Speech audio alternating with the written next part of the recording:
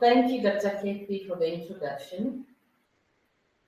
The topic that I'm going to present today is prostate cancer screening, the value of prostate-specific antigen in the screening of prostate cancer. The topic is informed by our involvement to try and play a role in terms of awareness of health.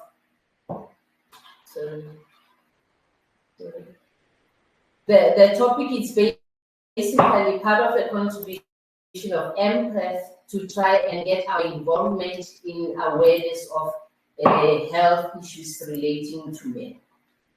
The outline of the presentation,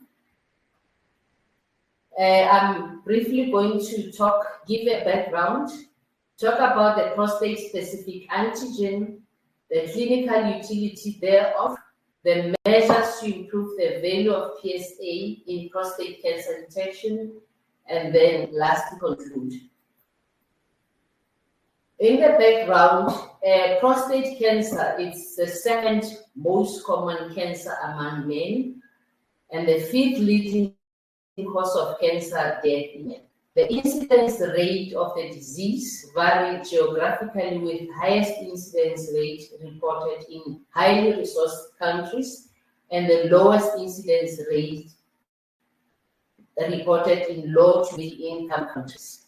Notably, despite the low incidence rate in low to middle-income countries, the mortality rate is reported to be high in these areas, which is a bit concerning in terms of the mismatch between the incidence rate and the mortality rate. The key risk factors for prostate cancer include age, which is increasing age, ethnicity. Prostate cancer is reported to be more common in blacks. Also of note is the fact that in blacks, the presentation is usually more of aggressive type of prostate cancer. The other risk factor is family history, as well as genetic mutations like the BRCA1 and the BRCA2 mutations.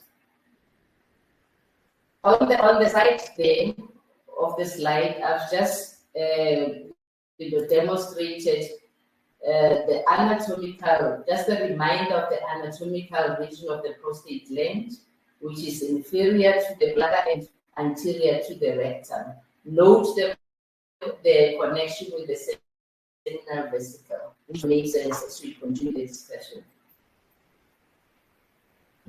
This slide basically talks to the incidence rate and the mortality rate according to the different regions globally. I've highlighted in yellow the area where the incidence rate is high, which is Northern Europe, and in red, which is Southern Africa, part of our region. The mortality rate, although lower than the Northern Europe, we are doing relatively better in terms of other regions in Africa.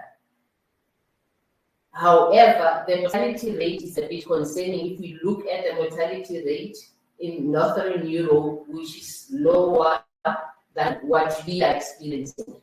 This is based on the global study of 2020.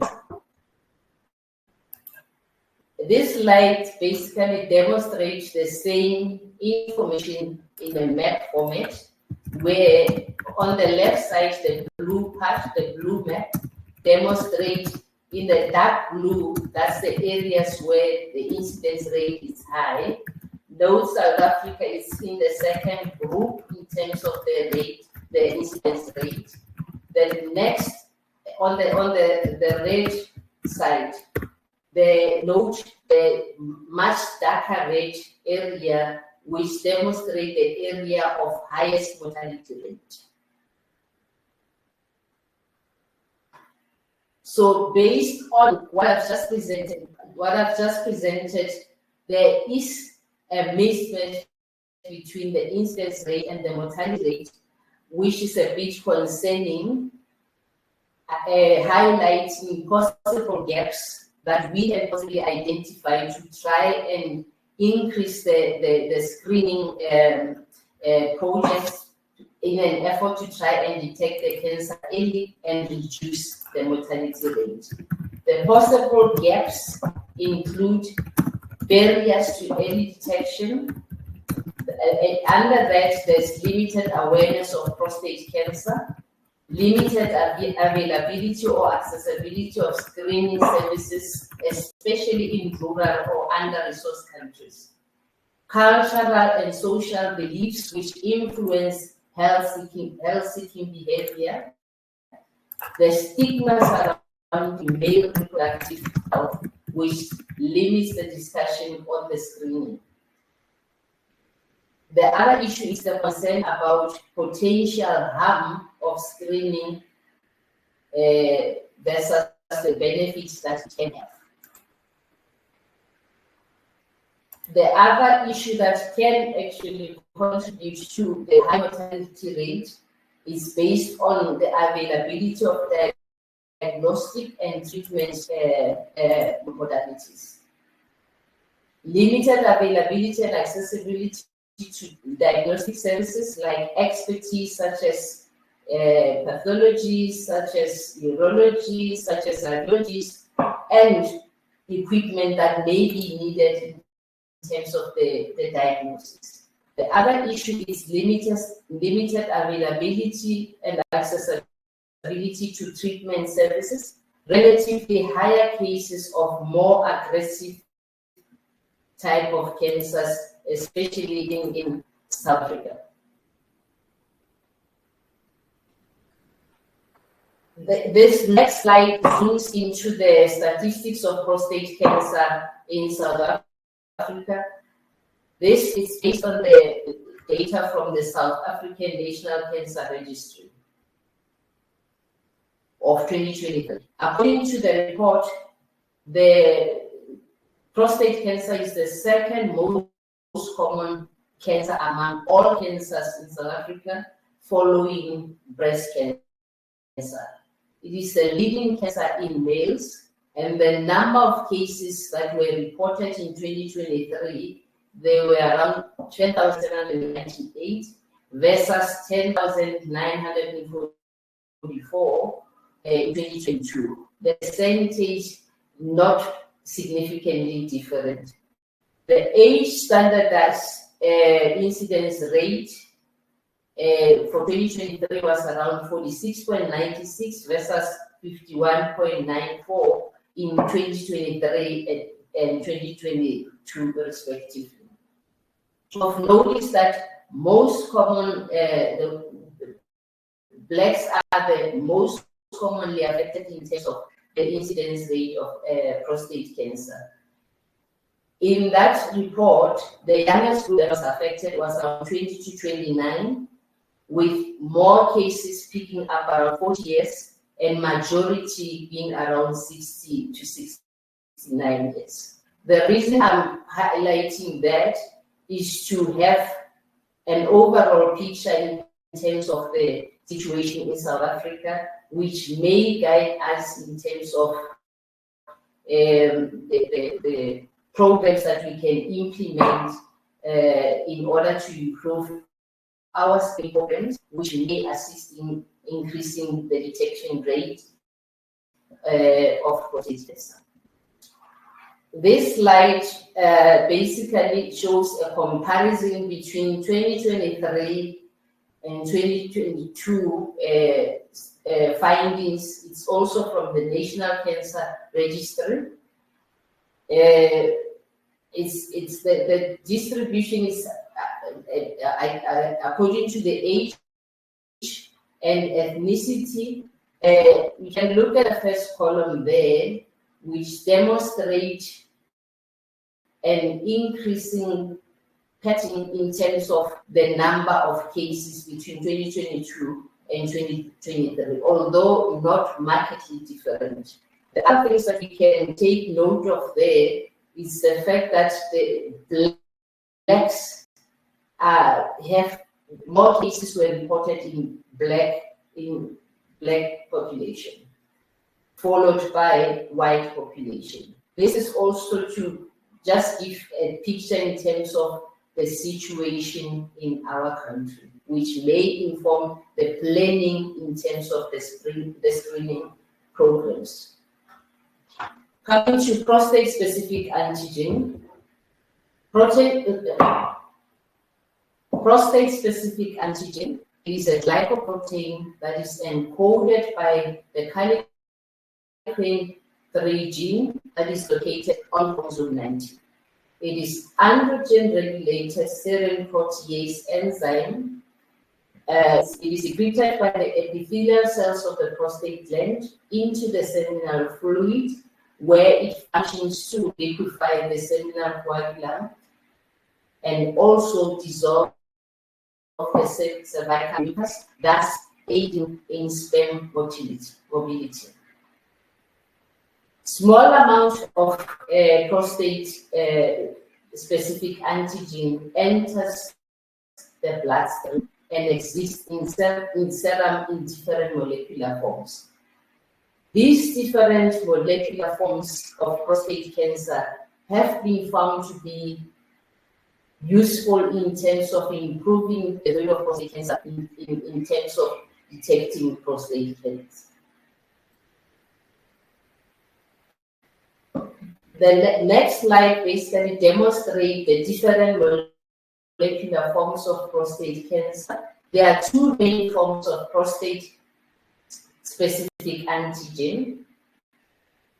It is a complex or bound prostate-specific antigen, and the uncomplex or free prostate-specific antigen. The largest being the complex. Note the different isoforms of the complex or the free form PSA. Between the two, the active one is the complex, while the free form is an active form PSA. What we measure usually as a routine test is total PSA, which includes the two forms, the complex and the free form of PSA. The diagram next on my right side just demonstrates the development with regards to the PSA and these different isoforms throughout the years. The clinical utility of prostate cancer, it is widely used as a tumor marker for prostate cancer. Its usefulness is in the screening of patients who are asymptomatic. It is in the diagnosis of patients who are symptomatic. It is also useful in the staging of prostate cancer in those who have confirmed disease, as well as in monitoring treatment response and relapse. Its greatest utility, however, is in the staging and monitoring of treatment response. Although the prostate-specific antigen is largely reported as one of the most organ-specific tumor markers, there are some reports indicating that there are some tissues that are expressing PSA. Included is the breast tissue, the breast milk, the salivary glands, which if we consider breast tissue, it's a bit concerning, in terms of the naming of the marker and the source of expression. Imagine if you are a female and you have detectable levels of prostate-specific antigen. It's a bit of misnomer in terms of the name and the ability that it can be produced in people who don't have prostate gland. The main challenge with regards to the prostate-specific antigen is that it is not specific for prostate cancer. There are various factors that may cause elevation of the prostate specific antigen, and those are listed below. And it is important to note this so that when you contact with the patients, you need to make them aware of the effect of some of these, and therefore plan the sample collection with, avoidance of those factors. Amongst them is digital rectal examination. There are variable reports with regards to the effect of digital rectal examination, with some reports suggesting that there is really no effect in terms of the elevation of PSA levels. However, some reports indicate an increase of PSA post-digital rectal examination. The probabilities could be, related to the skill that one, have or uses in terms of doing the examination. With those who are well skilled, probably not causing any significant effect with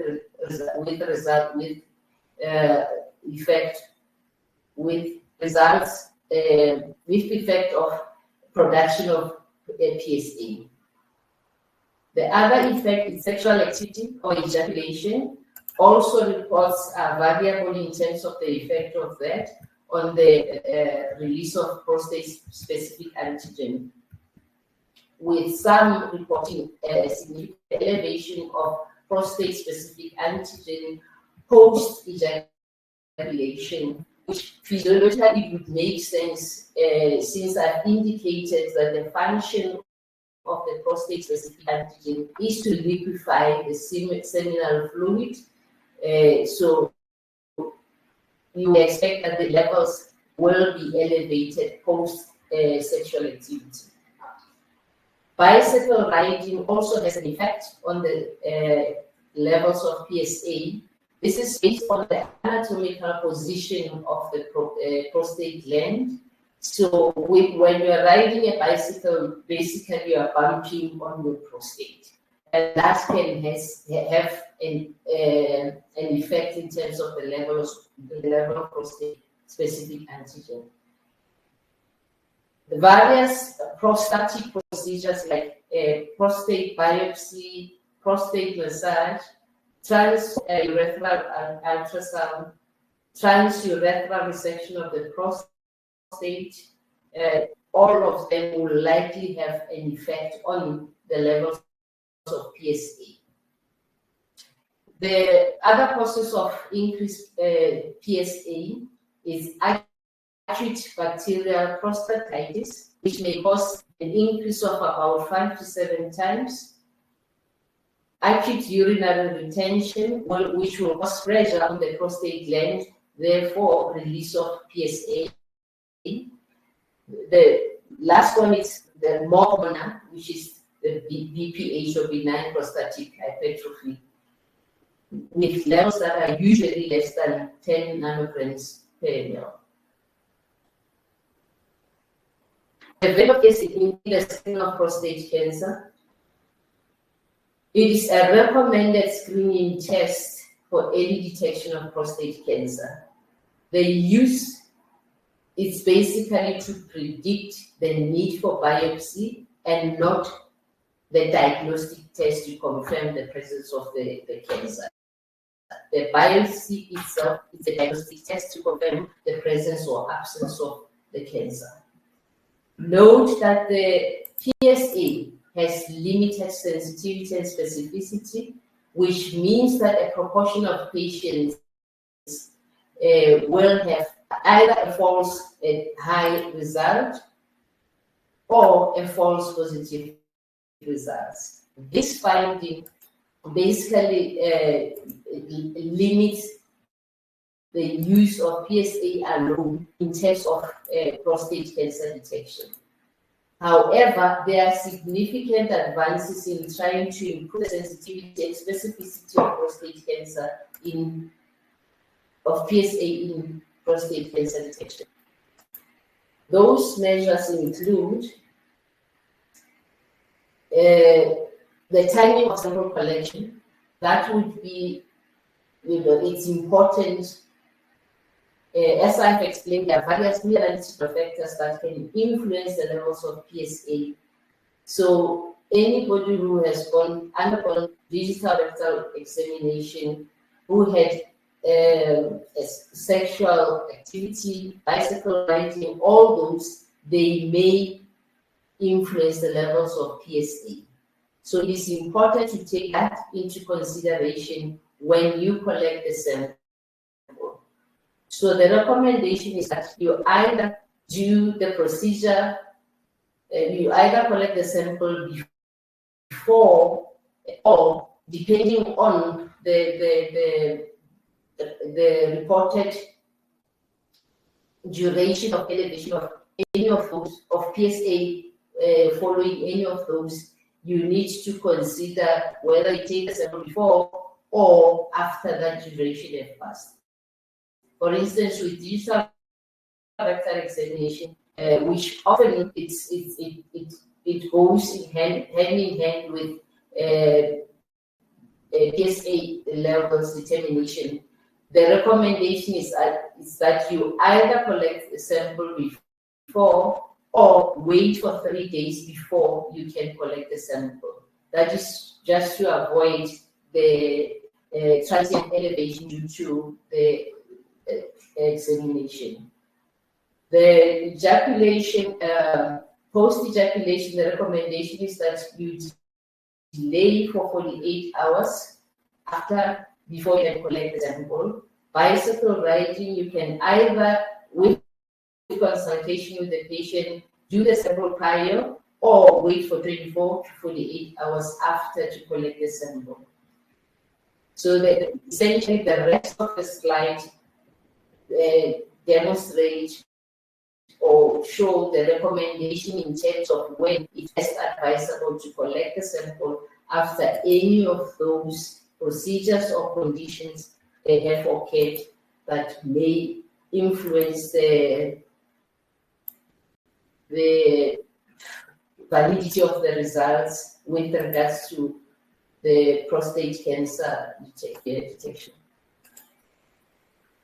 The other measure that has been recommended to improve the measure of PSA in prostate cancer detection is the use of age-specific reference ranges for PSA. PSA levels increase with age due to physiological increase in the volume of the prostate gland. The rate is reported to be more rapid in older men. So it is, based on that, it is important to consider age-adjusted reference ranges to improve on the diagnostic sensitivity and specificity for PSA in prostate cancer detection. The general threshold of less than 4 nanograms per ml has a risk of missing potentially treatable tumors in the younger age group, where we expect the prostate gland to be slightly lower, prostate to be slightly lower than in elderly men. The other risk of using that general threshold is a risk of detecting less developed cancers in older men. The recommendation is therefore to use the age-adjusted reference ranges as indicated below. That diagram shows the effect the age-adjusted reference range can have on the sensitivity and specificity of prostate-specific antigen. The effect is mainly demonstrated in the lower age group of 40 to 49, where, the light blue is demonstrate the PSA sensitivity, where the standard threshold of less than 4 nanograms per ml is used, versus the darker blue, where age-adjusted reference range is used. With the age-adjusted reference range, the sensitivity of detecting prostate cancer is higher than in the other group, which makes sense because the reference range there is lower than 4.4 nanogram per liter. So when you lower the cutoff, you increase the sensitivity to determine the prostate cancer. In the larger, older group, the use of age-adjusted reference range there, which is higher than the standard reference range, has led to increased specificity of detecting prostate cancer using the PSA. The other measure to improve the value of PSA is the use of PSA in conjunction with digital rectal examination. The use of the two parameters together perform better than when each is used individually in the screening of prostate cancer. Note that if a patient has got a positive finding on digital rectal examination, but irrespective of the level of the PSA, that on its own is an indication for a biopsy. Use of molecular forms of PSA have also been found to be of value in terms of using in the prostate-specific antigen as a marker to detect prostate cancer. Note that both prostate-specific antigen and prostate cancer and benign prostatic diseases typically cause an elevation in the total PSA. The change in the proportion of these molecular forms vary between the prostate cancer as well as benign causes. So in light of that, this has led to the use or the development of the calculations or the formulas to try and increase the sensitivity and specificity of prostate cancer detection. One of the derived formulas is the percentage-free PSA. Of note is that patients with prostate cancer, they have decreased or lower levels of free PSA. As a result, the use of free PSA together with total PSA in a form of a ratio of free PSA to total PSA, that has led to an increased sensitivity and specificity of detecting prostate cancer, specifically in those patients who have PSA, the total PSA levels in the gray zone. The gray zone depends on which cutoff you use in terms of the normal PSA. If you use the 4 nanograms per ml, the gray zone would be 4 to 10 nanogram per ml. However, if you use the age-specific reference, the lower cutoff would be based on the upper reference range for that particular age group, but the upper cutoff would be 10 nanomoles per ml.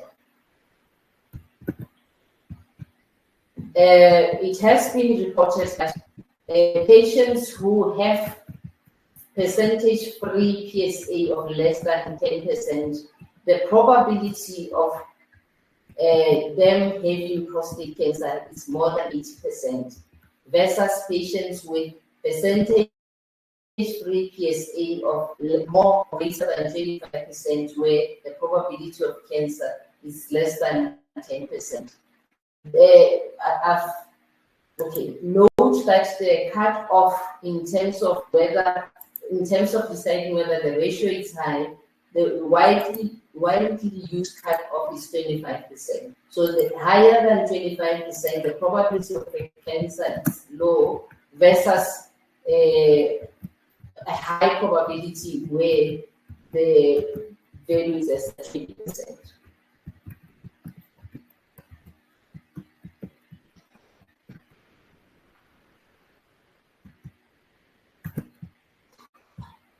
The other measure that has been considered is the use of or measurement of complex PSA.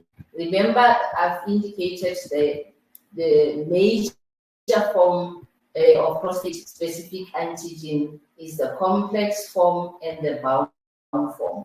The complex form is reported to be increased in prostate cancer. The use of complex PSA has been reported to have a higher specificity compared to the use of total PSA in terms of detecting prostate cancer, with reports recommending that the complex PSA might actually replace the use of total PSA based on that reported increased specificity for detecting prostate cancer. The other benefits that has been reported with regards to the use of complex PSA is the fact that when using the cutoff value of 2.2 nanograms per ml, in those who have PSA levels between 2.5 and 4, the performance of the complex PSA has been reported to be much higher than the percentage-free PSA.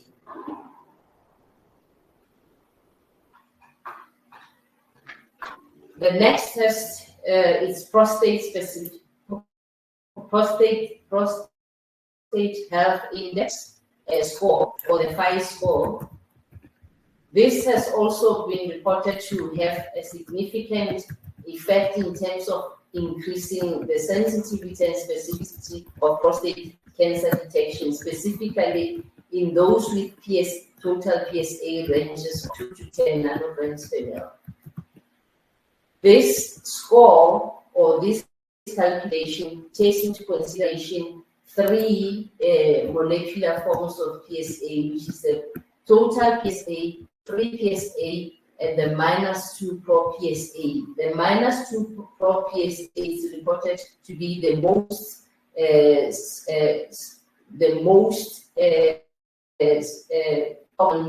most sensitive form of prostate cancer, meaning that most prostate cancers tend to have high levels of -pro-PSA.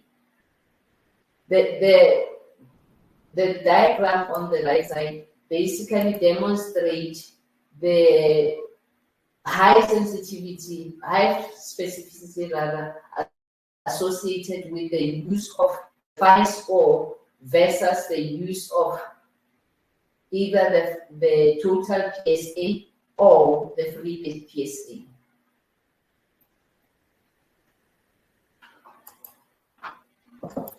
The other test is the 4K score, which is mainly used to determine the likelihood of the patient having a high-grade type of cancer. This score uses 4 biomarkers, which includes the total PSA, the free PSA, the intact PSA, and the human calculation. The results that are obtained from the analysis of these markers, they are added in an algorithmic method together with the age, the digital rectal examination, plus prior biopsy results to determine the probability of high grade prostate cancer. The diagram below demonstrates the cutoffs in terms of the probability of the 4K score, with values above 20 suggesting a high probability of prostate cancer. This also has been found to be of value in terms of reducing the number of biopsies that needs to be done in order to determine the prostate cancer.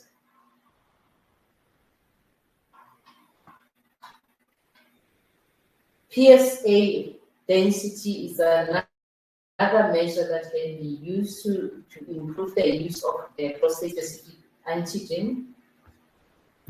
PSA density basically is a relationship between the volume of the prostate gland and the value of PSA.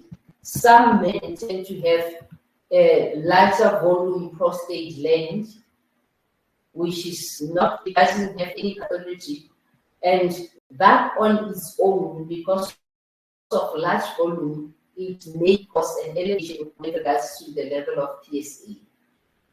Therefore, the PSA density gives a correction factor in terms of the high volume prostate gland.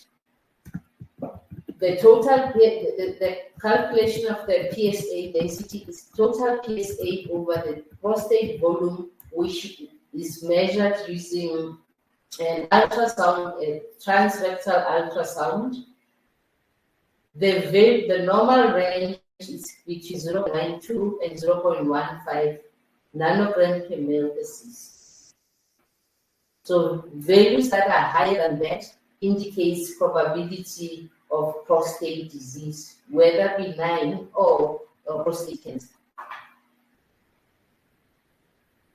Next is the PSA velocity, which is a measure of the rate of increase in PSA over time.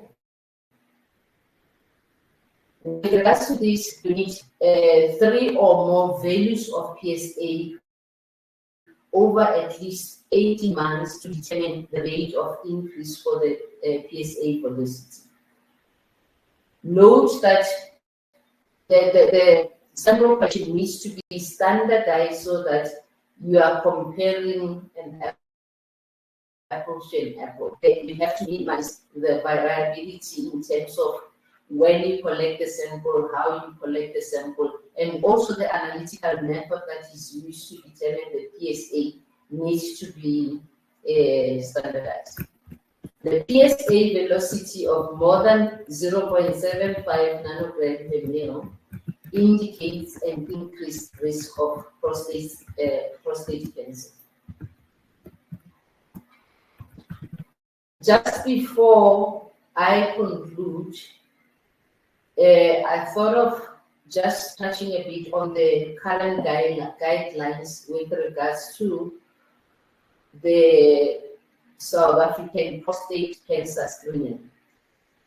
I just summarized the factors that need to be considered.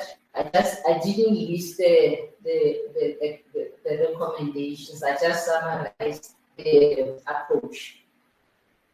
The recommendation is to only offer screening to informed asymptomatic men with a life expectancy of more than 10 years. So the patient needs to be informed with regards to the screening process. The second thing is the second indication is with regards to the screening is early screening to those who are at high risk, which include all men from age 50 years, males from 55, basically black males, as well as those with first-degree relative with prostate cancer. So earlier screening takes into consideration the other risk factors for possibility of having prostate cancer. The other indication for early screening is men who were previously tested for the presence of some of the high-risk genes, which include the BRCA1, BRCA2 genes, the HOXB13 gene, the ATM, and the CHEK2 genes. The other factor that is considered with regards to the screening guidelines is men who not to screen. The first group is who is supposed to be screened. The second group is who is not supposed to be screened. This is men who are unlikely to accept therapy even if a significant treatable cancer is subsequently detected. Males who are above 70 years and those with life expectancy less than 10 years. The screening tests that are recommended is total PSA, which is recommended as a first screening test with the inclusion of percentage-free PSA only when the total PSA is in the gray zone. Lastly, consider with regards to the screening, it's the consideration of the possible factors that may influence the value of the total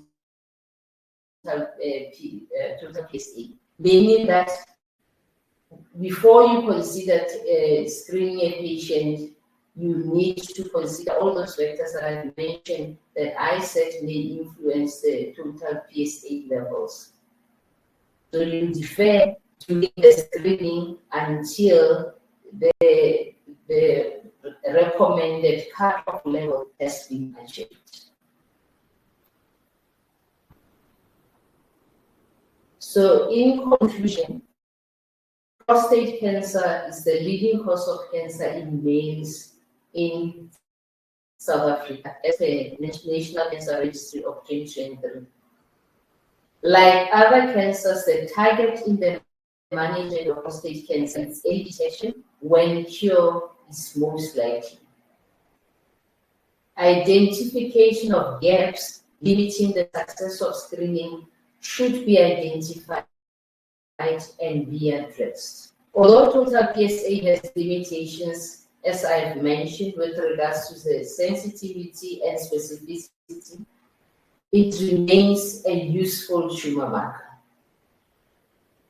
There are, however, available measures to improve the value of PSA in detecting prostate cancer, and those need to be taken into consideration when we manage patients where the PSA has been requested. Thank you.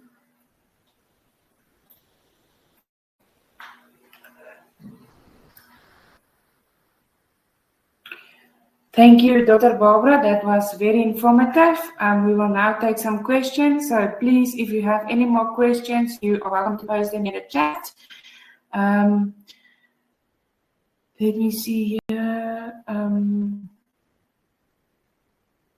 Any association with STDs or precocious hormonal spikes in adolescents?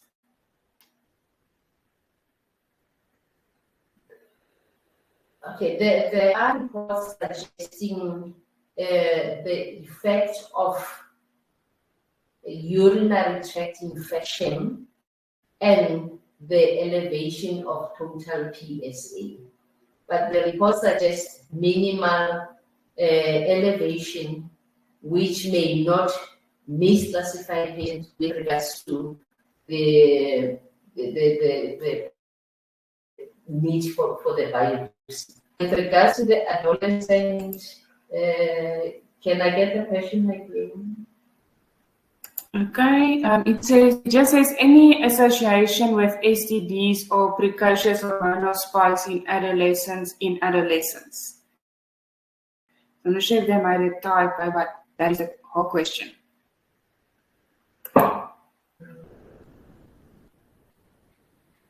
I'm not sure if I understand the question.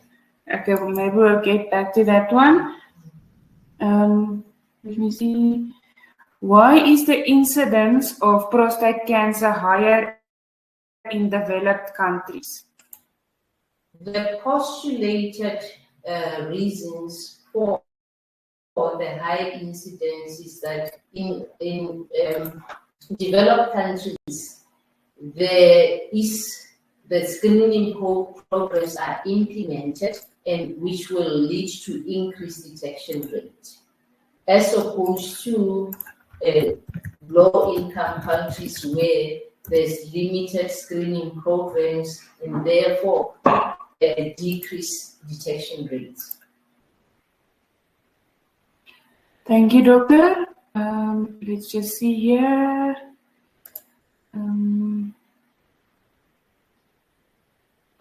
Would we expect a raised PSA related to a higher Gleason score? Okay, there is association between the Gleason score and the PSA levels. Hence, I indicated earlier that one of the clinical utility of the prostate-specific antigen is in the staging of the prostate cancer.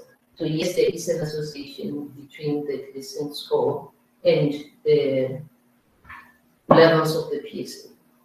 Are there any markers used to diagnose prostate cancer in hand with PSA? Sorry, can you say that again? Are there any markers or any other markers used to diagnose prostate cancer in hand with PSA? The markers that I've mentioned, the 5 score, the 4K score, the percentage free PSA, they are basically used to determine the probability or the need for the biopsy. With regards to the diagnostic markers, yes, there are other markers that can be used.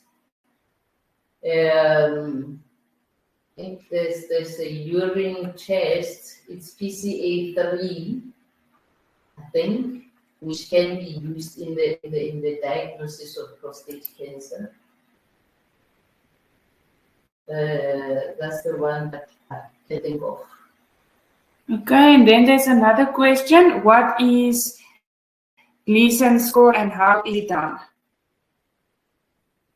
I think that would be more relevant to the urologist. Okay. And then there's another question. Why should you not screen men over 70 years of age? The report indicates that men over 70 years of age would not benefit more from prostate cancer detection than younger men younger than 70 years of age. It sounds kind of unfair, but in terms of screening, you need to consider, the cost effectiveness in terms of who would benefit more from the screening versus, just screening anybody. Okay, thank you, Doctor. Got another question here. Can the PSA velocity be used to monitor the decrease in PSA post-therapy or post-surgery or reoccurrence?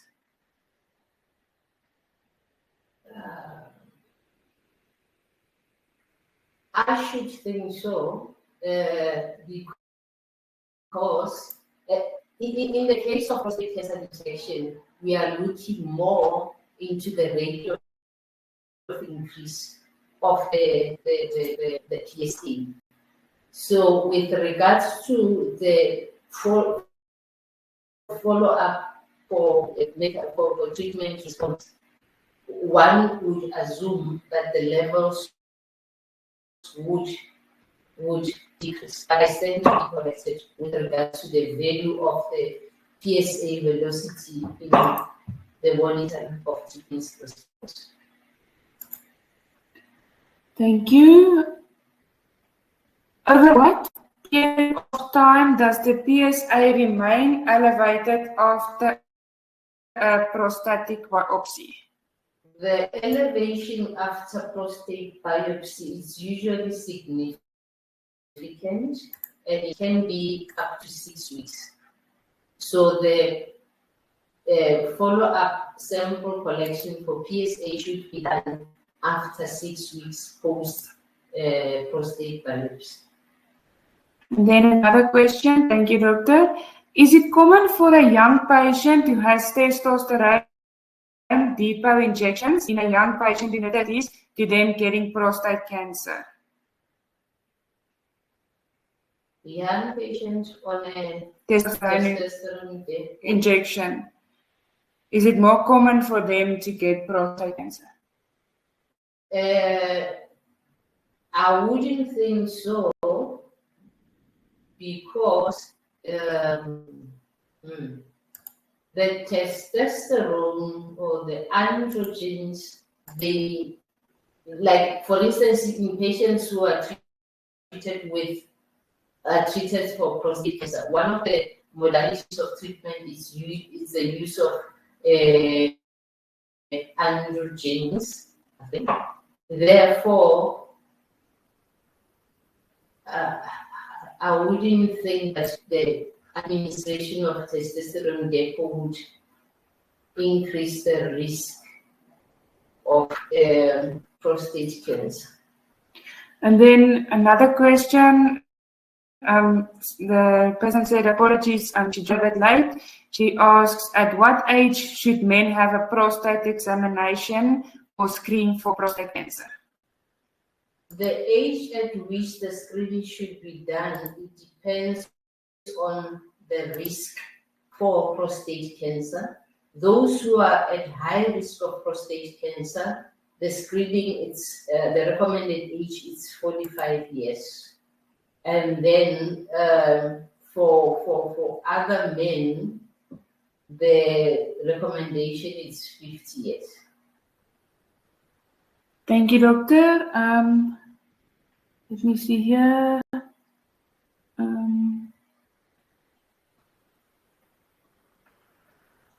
At what PSA level does one expect to have symptoms?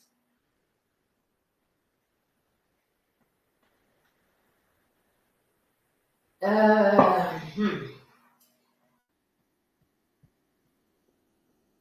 don't necessarily think that it depends. It depends on the cause for the elevation of PSA. Ne? Like in patient with BPH, ne? You can have symptoms. Remember I said earlier that usually with BPH, the levels increases to generally below 10 nanograms per ml. So depending on the cause for the elevation of prostate cancer or the symptoms for the prostate disease, the levels may vary. Like some patients with prostate cancer do have levels that are as low as 2, and they may have symptoms, they may not have symptoms. I suppose it's based on the location of the tumor. Thank you, doctor. There's another one. If prostate cancer is detected early, are any greater chance for cure? Are there any greater chance for a cure? That's the general thinking, like with most other cancers, early detection of any cancer, the likelihood of cure is high. So also with prostate cancer, the aim is to detect the prostate cancer early so that you can aim at achieving cure for that particular patient. There's two questions that relate to the same thing. Similar, one person asked, are there any foods to avoid eating for young men to prevent a high possibility for development of cancer cells that might cause prostate cancer? And then another person asked, any recommendation to reduce the risk of having prostate cancer? The risk factors that I mentioned earlier, I didn't touch on other secondary risk factors, which include diet, obesity, smoking, etc. So diet may have an effect in terms of increasing the risk for prostate cancer. Unfortunately, I can't specify what type of diet would, lead to one having an increased risk for cancer. Thank you, doctor.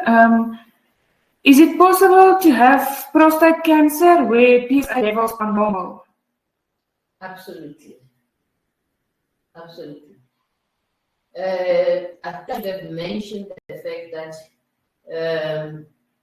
normal PSA does not exclude the presence of cancer. High PSA does not mean that the patient has cancer.